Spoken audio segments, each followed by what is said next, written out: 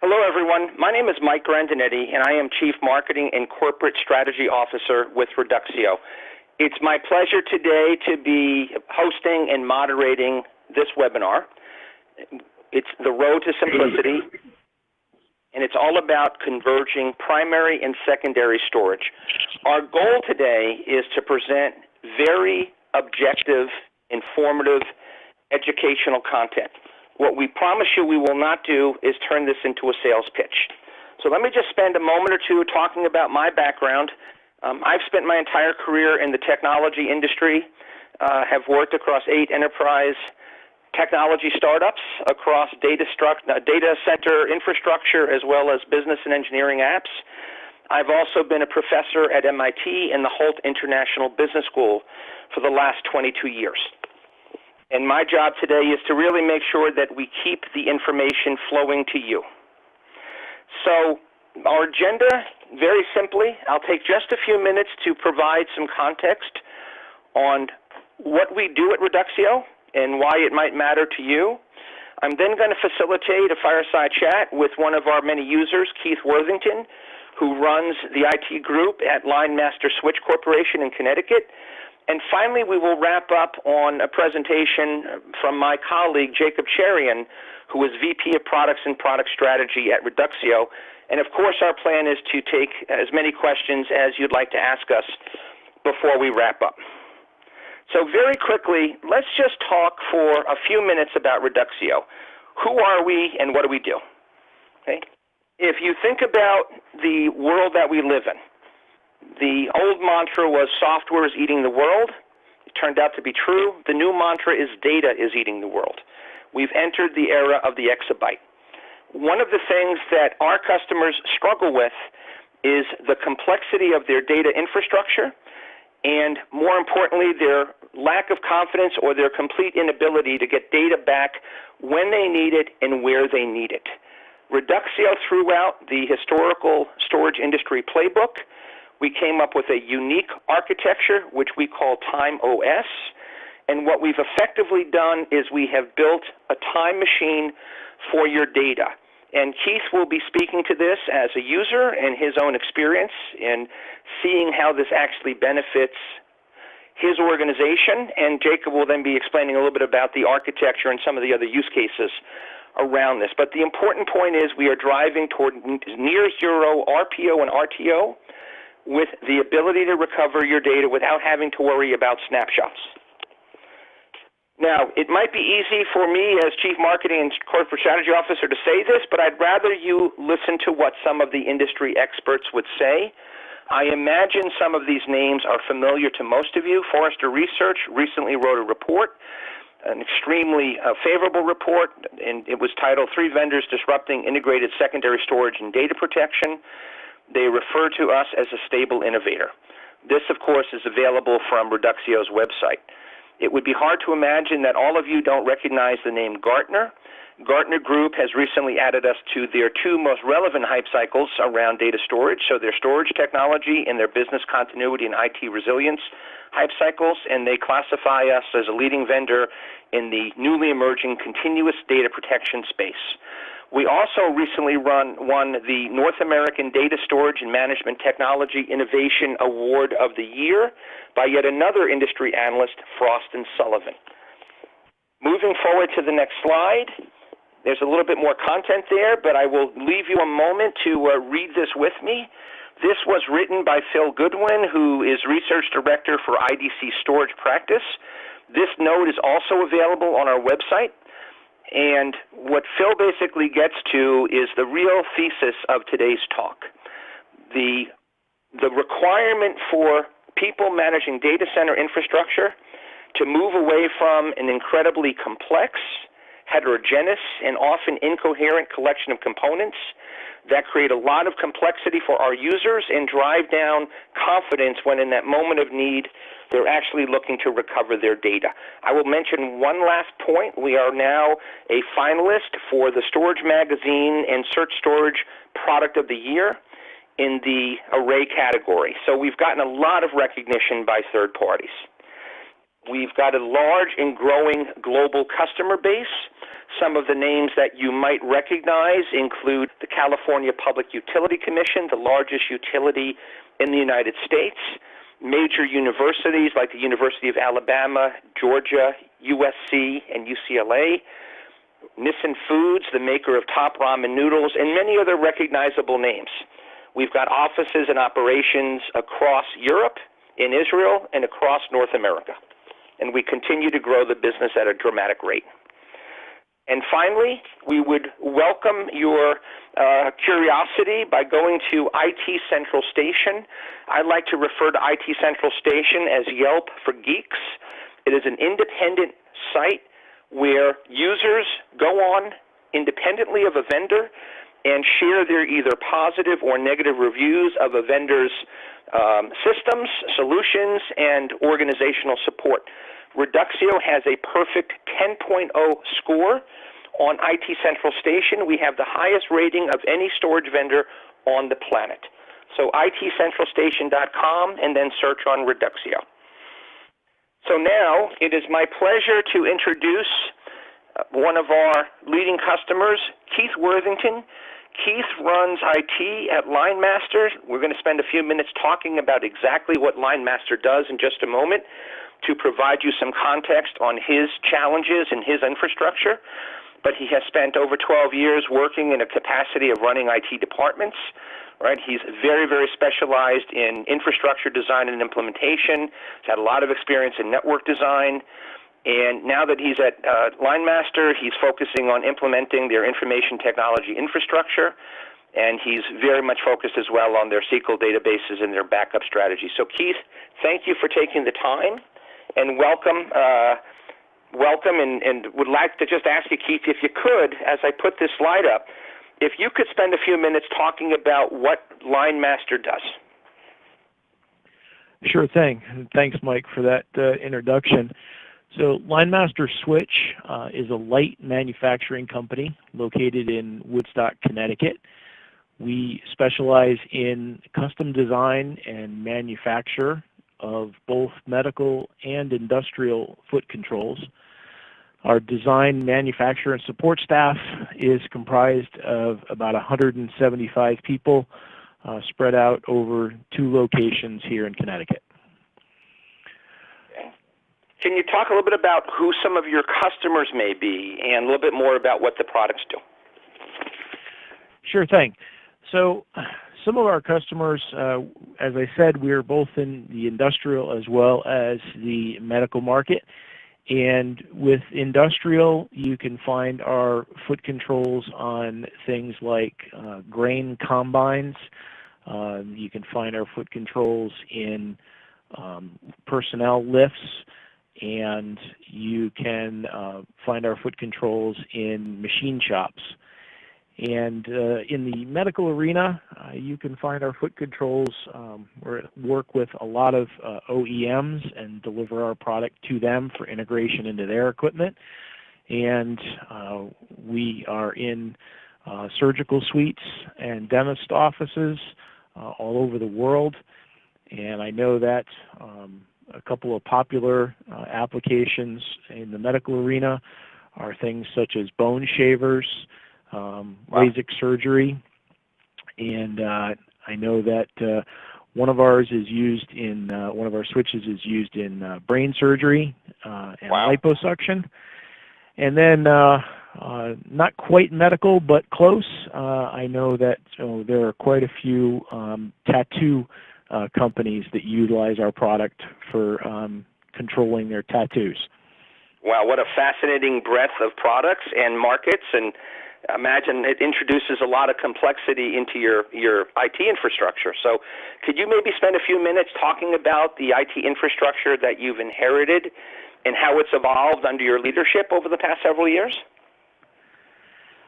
So I came to Linemaster almost 6 years ago now, and we were running on an IBM Blade chassis, Cisco switches, and we were running with an IBM branded NetApp array. And so that had embedded in it a lot of spinning disks with Fiber Channel. We had several expansion trays as well. And we were taking snapshots of the data and then replicating those snapshots across the wire to another facility about 20 miles away. Mm-hmm. And that's what our infrastructure looked like up until last year. And last year was a very busy year for the IT department as Linemaster completed a technology refresh of pretty much everything in the back office.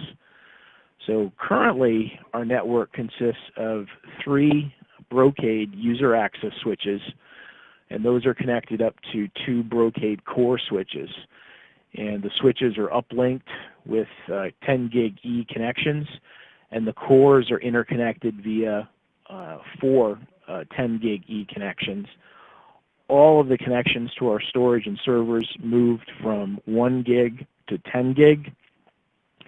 We support a mixed deployment. We have both PCs as well as thin clients here at Linemaster. And we support those with 3 HP DL380 servers for the vSphere side, and then another 3 DL380s for virtual desktop infrastructure. And the difference between the 2 groups is core count and clock speed. We have higher clock speed on the server side and higher core count on the VDI side.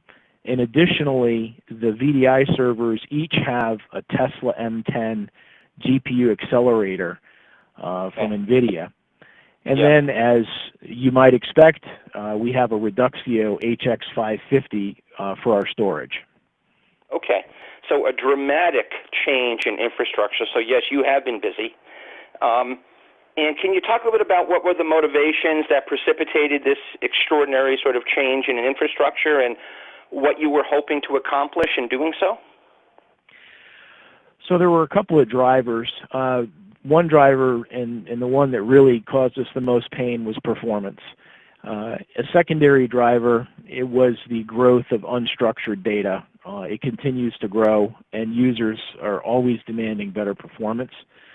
So the Reduxio, in combination with all of our network changes, serves up the data with incredibly low latency, and it has actually noticeable impacts to the user experience.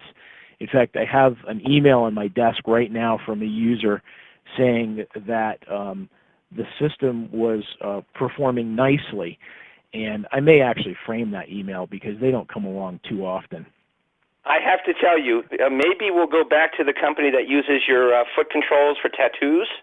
I might have that tattooed on my body because I will tell you that I understand that people in your position normally don't get attaboy phone calls. They only get, hey dummy, we got a problem, fix it. So that is music to my ears, and I hope you do frame it. And if you do, shoot me a photo of it, okay?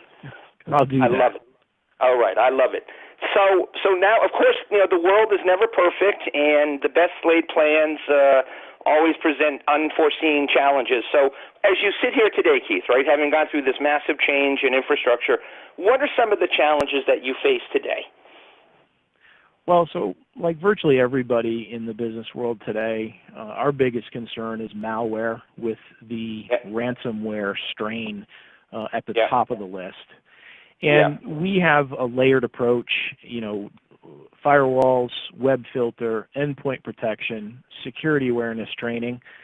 But the Reduxio and Time OS gives us another layer in case all of those fail. Yeah. Okay. And so let's say, what would you anticipate, right? So as we know, right, the NSA has been hacked, the CIA has been hacked, pretty much every organization on the planet has been penetrated. So can you explain a little bit more for our listeners today what it is that you believe Reduxio will be able to do for you in terms of that recovery, and in terms of, being one step ahead of the bad guys when it comes to a ransom or malware attack? Yeah, so, the Reduxio gives us that ability to dial back in time. And we've used that already a few times. Currently, the standard approach of doing backups and restoring from backups just doesn't cut it in today's world. Yes, you can have the backups, you can be ready to go, they can be tested, they can be legit, everything's wonderful, but it still takes you time to do that restoration. And also, of course, the recovery points, are typically an hour at a time. It's just not good enough anymore. Yeah, okay. So, of course, cyber attacks are, villain number one, and hopefully if they do occur, they occur extremely infrequently, but you've got obviously much more day-to-day challenges, right? So how would the same backdating capability serve you in more common use cases like the recovery of your SQL database or your VDI infrastructure or your virtual server infrastructure? Where would that same capability apply? So there's a couple of things that we've seen already with the Reduxio. We have to refresh our development and pilot environments for our ERP system fairly regularly in order to roll out changes. And that used to involve restoring a SQL database from backup, which took several hours. However, now with Reduxio, we have the ability to clone a live volume, connect it to our pilot or dev instance, and restart those and be up and running. End to end, the whole process now takes about 20 minutes. And what did it take before, just in comparison? It took about between 3 and 4 hours. All right, so that's a remarkable savings, productivity, benefit and improvement. So yeah, and not only did it introduce, incredible productivity, but it actually introduced some things that we could it was absolutely impossible to do before. It just recently, it's about a month ago now, we had an issue inside of our ERP system that we had a lot of difficulty replicating, and we were able to, we cloned the volume, put it into pilot. The issue wasn't replicated. We looked through some files, we found out where the issue occurred, and we cloned the volume literally 2 seconds before the issue occurred, and we were able to reproduce the issue. But then what we did was we took a bookmark, we produced the issue, and then you get one of those things where you think, like, oh my gosh, if only we had had logging turned on. Well, we just rewind time, turn logging on, reproduce the issue. And then you say, oh my gosh, that SQL trace, if only we had had these options set. Well, we do. We rewind time, we change the options, we reproduce the issue. And we were able to basically just dial time back and forth until we were able to figure out exactly what was causing this transient issue. Wow. So, John, Keith, this is fascinating, right? Because I will say, as one of the primary spokespeople for Reduxio, I often will share with, whether it be reporters or industry analysts or others, that these capabilities are in fact real today. And sometimes it seems that it is almost too good to be true. So as you think about sort of these capabilities, as you said, it allows you to do things that you've never thought possible before. So when you have that kind of sort of breakthrough innovation, how does that affect your team? What kind of response do you get out of your team when they know they can do things they may have either struggled with or just couldn't do before? Yeah, so the team has just been really excited about this system. The ability to do these things allows us to test in ways that we couldn't test before. And there's just a lot of different maintenance activities or provisioning activities that we just don't worry about anymore. So it's actually reduced the stress on us a little bit. That's great to hear. And Keith, I'm going to ask you if you could, when I first met you several months ago, you shared a very interesting anecdote with me about working from home. Can you share that with our listeners now? Yeah, sure. So actually it was a gentleman that works for me, Jesse, and he was working from home one night, and his 5-year-old climbed up in his lap and looked at his laptop and said, Daddy, what game are you playing? And Jesse's response was, it's not a game, it's called Reduxio. Now, I might have that tattooed, but I love that story, and it really does sort of tie together the theme of today's webinar, which is reducing complexity, right, simplifying. So, and again, I think we pride ourselves on being very design-centric. We used game designers, so it's not completely surprising that a wide-eyed 5-year-old would think of this as a video game. But when you think about, some of the other things, it's not just the features and capabilities, but it's that intuitive ease of use that has been designed into the product. How does that affect the team? I know what we've heard from others is maybe they've had people on the team that really weren't very storage experienced, and those individuals, they would take quite a bit of time to get trained and certified on prior storage systems that they may have had in-house. Has this enabled a broader group of your team to be able to do things within regard to data storage and management and backup? Absolutely. We're a small team here, and so, like a lot of folks, we have to wear many hats. And being specialized on a particular architecture really isn't an option. And so more of us are involved in the storage right now and are capable of doing things that we couldn't before. And when we first set up the Reduxio, we spent more time discussing what the names of the LUNs would be and how large we would make them. And one of my team members, he really hadn't been as deeply involved in the evaluation process, he was creating volumes as fast as our infrastructure analyst and I could agree on the name and size. And by the time Dale and I finished our deliberations on the volumes, it turned to Jesse and said, let's build it. His response was, I just finished. I'm starting to stack up the tattoo list here. All right, well, Keith, I'll get you a switch for that. All right, this has been incredibly helpful. And just, are there any last things you'd like to add or any questions you wish I'd asked you before we turn it over to my colleague, Jacob? So I think for us, when we embarked on the refresh last year, we had to make some pretty significant decisions. Do we go with hyperconverge? Do we go traditional route? And one of the reasons that we decided to go with discrete components is that we wanted to have the option to choose best of breed in each area. Yeah. And right now there doesn't appear to be anything incredible about compute. You're just buying clock cycles. And while there are a few interesting developments in networking, even that is mostly about moving data from point A to point B. But in storage, there's a lot of cool stuff going on. And we started looking for the secret sauce because everybody was offering us capacity and performance. And in the end, the Reduxio and the TimeOS just blew everything away. And I got to tell you, I know you don't want this to be a sales pitch, but this device is just flat out amazing. All right, Keith, I don't know if we can end on a better note than that, so I want to thank you. I know, as you said, small team, a number of business lines, very, very busy. Can't thank you enough for sharing your time with us and our audience today. I will introduce Jacob, but if you would be kind enough to just stick around for Q&A, I'm sure there will be questions for you from our IT professionals in the audience, so thank you.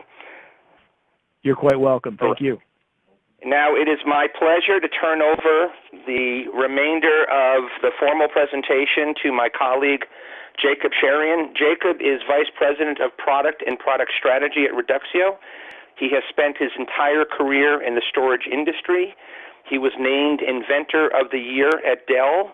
He has 55 patents to his name in the storage industry, and he has encyclopedic knowledge of this industry. So it's with great pleasure that I turn the floor over now to my colleague, Jacob Sherian. Jacob, the floor is yours. I'm going to mute my phone. Thank you, Mike, and thank you, Keith. That was a great description of the value that we bring to customers, the value in our capabilities. So what I'm going to do is I'm going to take a step back and go over the overall strategy of Reduxio and what is the value that we provide. And when we started looking at the data storage industry, what we found was vendors were focusing on speeds and feeds and providing capacity at cost points. And there was not a lot of focus on solving the problem of managing data. And I think Mike pointed this earlier. data growth is a huge problem for every company, and there were not a lot of companies that were focused on solving the problem of data growth. And that's where we decided to focus on. So let's look at the problem statement today. This is a slide that is familiar to a lot of IT users. This is the issue of copy data growth. You have production data that is growing. At the same time, there is copies of data that exist in your storage infrastructure for data protection, for secondary use cases, that is growing at a faster pace than your production data. Now again, this is IDC numbers. The cost to IT from copy data is expected to be $50.63 billion by 2018. 60% of your storage infrastructure, this is again based on IDC survey data, 60% of the infrastructure is actually used by copy data. 82% of customers had more than 10 copies of a single database. So these are quite staggering numbers which show the problem with copy data. Now let's move forward and look at data protection, the tools that we use for data protection. What everybody would like to have is zero RPO, zero RTO, something that's very cost effective and something that's flexible. Now this is what we all want. Now what is available in the market is snapshots, backup, and replication. Now if you look at these tools that are available for data protection, there is not one capability here that is younger than 30 years. All these technologies are 30 years or more older. Snapshots is circa 1995. Backup is probably 50 plus years old. Replication is 50 plus years old. So you have modern infrastructure, you have modern challenges, but the tools that we use to manage our data and protect our data are more than 30 to 35 years old. So that is a big challenge, and I think this is what a lot of people struggle with. And into this world, you have a set of vendors who came in and suggested that the right way to solve the problem of managing data was to actually converge the management of all secondary storage into a single platform. Now, this does provide some advantages over the existing solutions where you have multiple silos of capability and multiple silos of storage. However, there are a number of challenges when you try to solve the data management problem by just converging the secondary storage piece. If you just try to solve the problem of data management by just focusing on secondary storage, you actually end up with the same problems that you had with the old architectures, in that you still have the multiple silos of storage and the multiple silos of capability. Anytime you have multiple silos of storage, you have inefficiency in storage. You have inefficient storage silos, and multiple silos of capability means there is more operational complexity, more cost. Anytime you have two silos of storage and you want to move data, you need to have agents. There is no other way to get data from your primary storage system and move it to your secondary storage system for management. You need to have agents. And these agents can either operate at the operating system level or at the VMware level, or they have to operate at the application level. And in some cases, you might also have integration with the storage system itself. And when you have integration and you use integration to move data, you end up with data movement that is suboptimal. Think of it. On the primary storage system, you might have data that is kept deduped and compressed.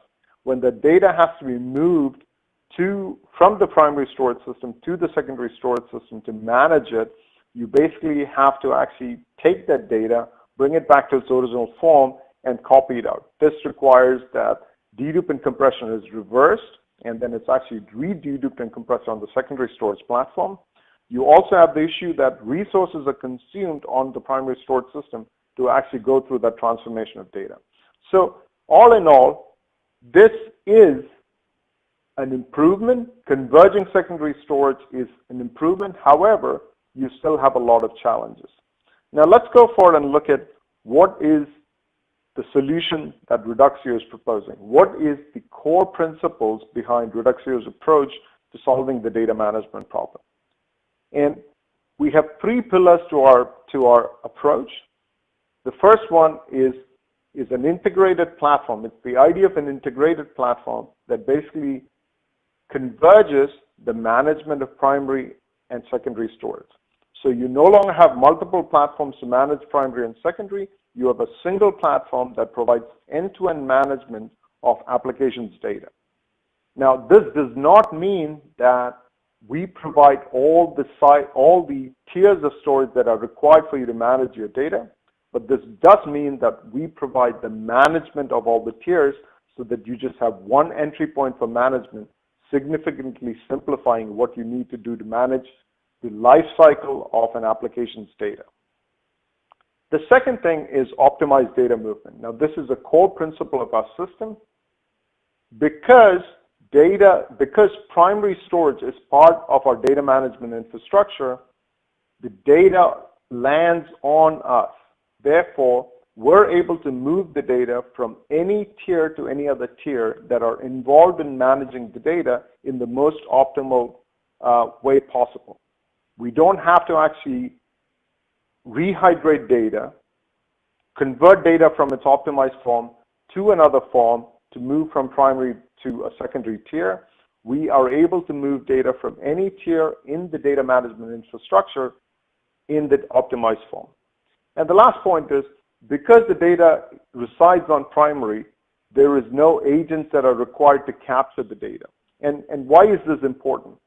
The problem with agents is when you have agents that are required to move data from a primary storage system to a secondary storage system, this limits the minimum RPO and RTO that you can achieve. And I think Keith talked about it, the requirement to actually get to smaller RPOs.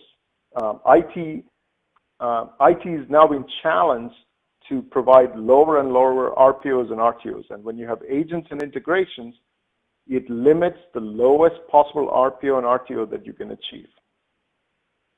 Okay, so I talked about our approach, and I want to kind of quickly go through three new capabilities that define the approach, which is the capabilities that basically allow you to build an infrastructure that is based on the Reduxio platform. And the first one is backdating, and I think this slide basically is self-explanatory. If you go back to the 80s, we were doing nightly backups. It was quite common that if you had a problem with your data, it took you 2 days to get back your data. You had to play your tape, go find where the data was, and fetch the data back. In the 90s, towards the late 90s, when snapshots became integrated in pretty much every primary storage system, the RPO went from days to hours and tens of minutes. Right? This was a big step forward, the ability to actually instantaneously recover data, and with RPOs in the order of hours and many minutes. And what we have done is we have shrunk that RPO to 1 second, and that's backdating. With backdating, what we can do is we can take any volume in our system and go back in time second by second. Now, we literally can go back in time forever. Now, because forever requires infinite amount of space, what we do is we provide policies by which you can control how much of 1 second recovery that's available. And after that, the system automatically thins down history to hourly, daily, weekly, monthly, up to a maximum retention period. Now, are we doing snapshots in the background? The answer is absolutely not. Architecturally, it is not possible for you to take a snapshot every minute. It's not possible for you to take a snapshot every 5 minutes. It's very difficult to take a snapshot every 5 minutes because there are issues with metadata consumption and resource utilization on the system that would prevent the system from doing snapshots every minute. What we have done is we have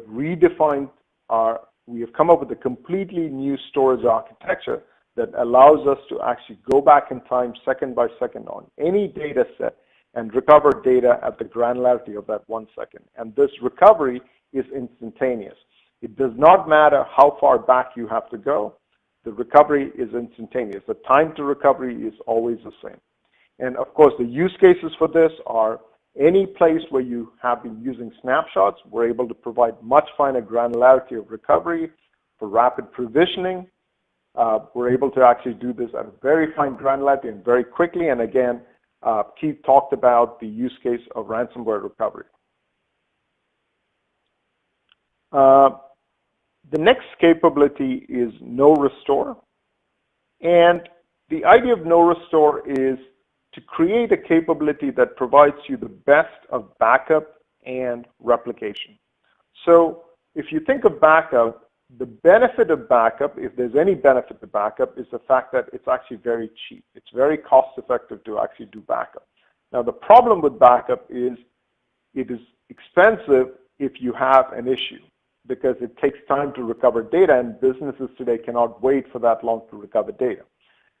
Now, replication provides very good RPOs and RTOs, but the challenge with replication is that the data is kept on primary storage at a remote site.